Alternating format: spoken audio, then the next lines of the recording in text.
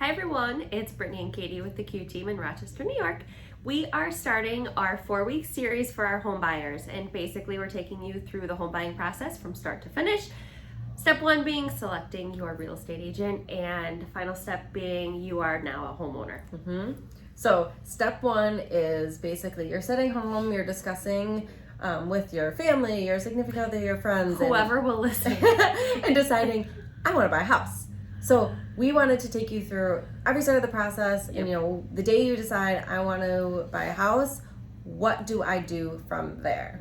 So what's the first step? Step 1 is selecting an agent, and obviously we hope that you select us, but we want you to select somebody who you are very comfortable working with. A lot of people will check with their friends and family and say, who did you use to buy a house? A lot of our business is past clients via referrals.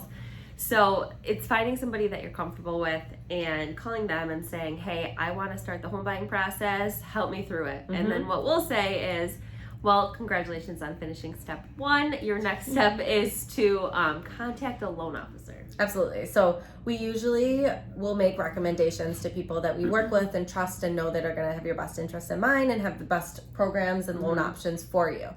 If you have a loan officer or a loan mortgage company or bank that you want to use, then that's fantastic. A lot of people come to us, especially first-time buyers, and they don't know where to start with that. So we'll point you in the right direction, and we will connect you with a mortgage officer that will discuss with you all of the things needed to make sure that you get pre-approved and to determine your budget. Right. That's a big thing. Budget is always, it may not necessarily align with what you are pre-approved for. The bank may say you can qualify for up to this amount.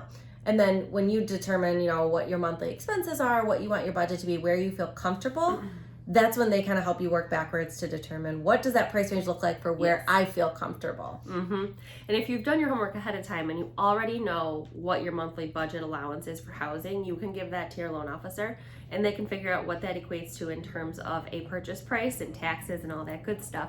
And that'll give us an idea of what price range we should be shopping in. Once we have the price range narrowed in and what the monthly payment will look like, they'll also be able to tell us what the closing costs look like, which is a lot of the times for first-time home buyers, the scariest piece. Yep. And they'll talk to you through what that monthly payment looks like to make sure that feels comfortable. And then what that total cash to close looks like, which makes up your down payment, your closing costs, your prepaids, all of those items.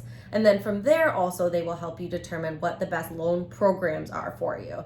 So the types of mortgages, whether that's a conventional loan, an FHA loan, different grant options, different first-time homebuyer programs, all of those things to figure out what the best fit is. And if your head is spinning right now, it's okay. We walk you through each step of this, but I think it's important for everyone to hear this from like a general high-level perspective, Right. so you have an idea of kind of what the process looks like overall. And if you hear these words going into it before you talk to a loan officer, when they say cash to close, PITI, closing costs, taxes, you're not going to be surprised. It's not going to be the first time that you've heard it. Definitely.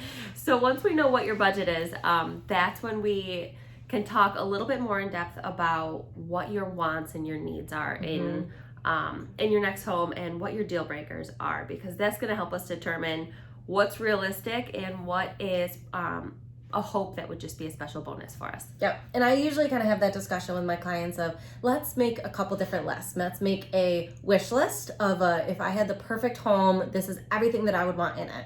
And then let's make a must-have / deal breaker list. Yep. And that's what we really want to focus on is, the must-haves of how many number of bedrooms or the location. I only want to be in this school district. Those types of things that are non-negotiables. And that's what we're going to kind of work off of and try to make sure that we focus on when we start our search, with the hopes of getting as much on our wish list as we possibly can. And last piece in this first stage for our home buyers is timing.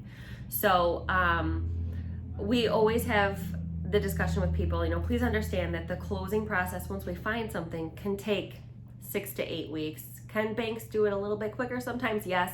Sometimes, depending on the house or the situation, does it take a little bit longer?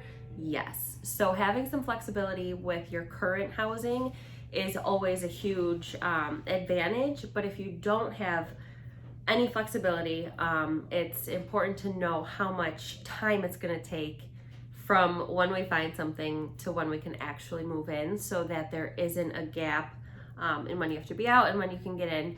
but we promise that we will not leave you homeless. Absolutely. And I think it's also helpful for those people that are renting right now, reach out to us as soon as possible. Yeah. It's never too early to kind of start that, and we'll walk you through, when the best timing to really start actively looking is, and kind of work backwards from when you have to be out of your apartment. But reach out, 6-8 months before your lease is up to say, hey, this is when my lease is up. This is what I'm thinking about doing, and we'll kind of walk you through when to actually start actively looking to make sure that we line those up right, so we aren't leaving you in a spot that you might be finding right. some temporary housing.